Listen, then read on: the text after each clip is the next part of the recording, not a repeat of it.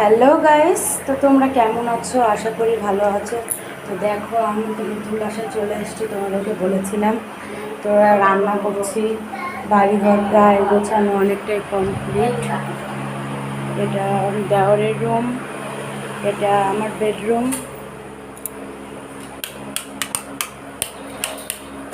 তো দেখো, বেডরুম টুম সব গোছানো কমপ্লিট।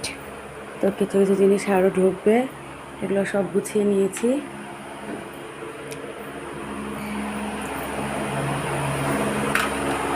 শাশুড়িরা থাকবে, এখনো গোছানো হয়নি। হাই বলে দাও, হাই, হাই বলে দাও, হাই। মাছের ঝোল রান্না করছি আর মূলা দিয়ে পেঁয়াজ দিয়ে ভাজা করব। তো তোমরা আমার পাশে থাকো, ভিডিও দেখতে থাকো আর আমাকে সাপোর্ট করো প্লিজ।